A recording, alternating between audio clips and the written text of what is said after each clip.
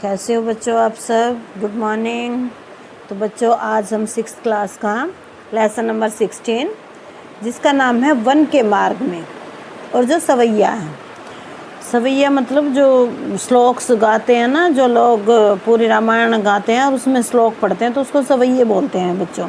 और ये वसंत से लिया गया है।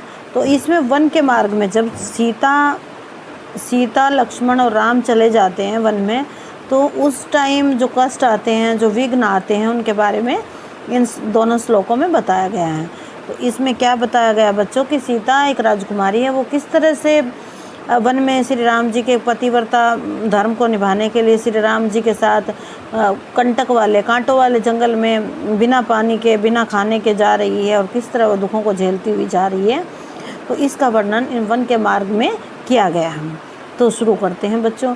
पुरते निकसे रघुबीर वधू धरी धीर दये मग में डग दवी झलकी भरी भालकनी जलकी पुट सूखी गए मधुरा घव वही फिरी भुजती है चलनो अब केत की पण कुटी करी हो की तहवी लिए की लखी आतुरता पिए की आँखियाँ आती चारू चली जनचवी।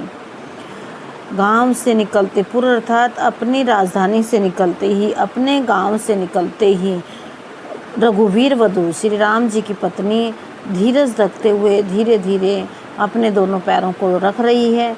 झलको भरी भाल कनी कल की पुट सूखी गए मधुराघव के, उनके गालों पर जल पसीने का जो है जल दिखाई दे रहा है और दोनों उसका मुख सूख गया है और गला भी बिल्कुल सूख गया है, क्योंकि उन्होंने कभी भी पैदल यात्रा नहीं की, क्योंकि वो तो एक राजकुमारी थी और राजा के घर में पैदा हुई, राजा के घर में उनकी शादी की गई थी।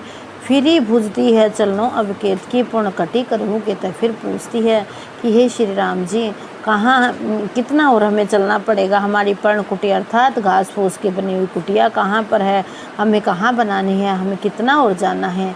तिये की लगी आतुरता पिए की आँखियाँ आती चारू चलिए, ऐसा देखते हुए अपनी आँखों से दयामयी आँखों से अपने पति की ओर देखती हुई वह धीरे धीरे चल रही थी। जल को गए लखनऊ हई लरी का परीखो पिए छाहाँ घरी कह ठाड़े।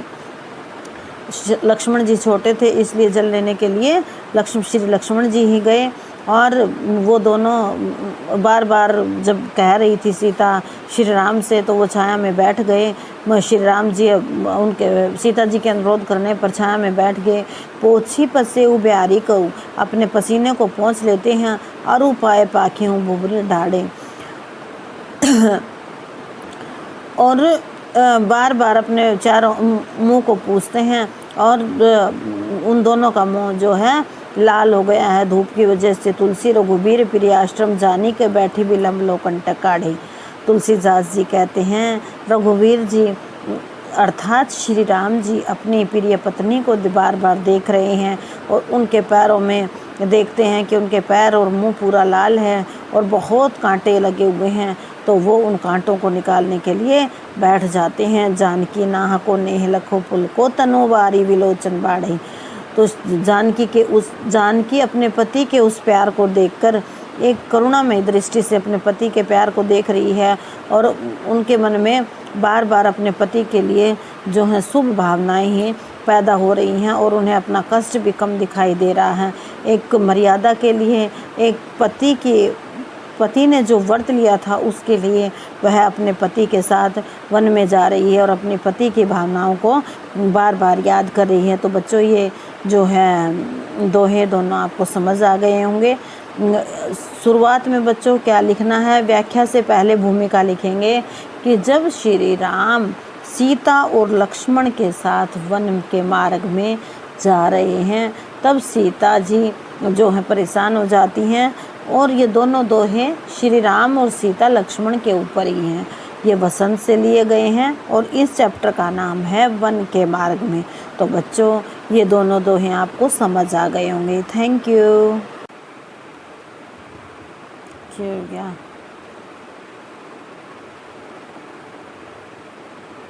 खड़ा पाओ गया रिकॉर्डिंग हो रहा है।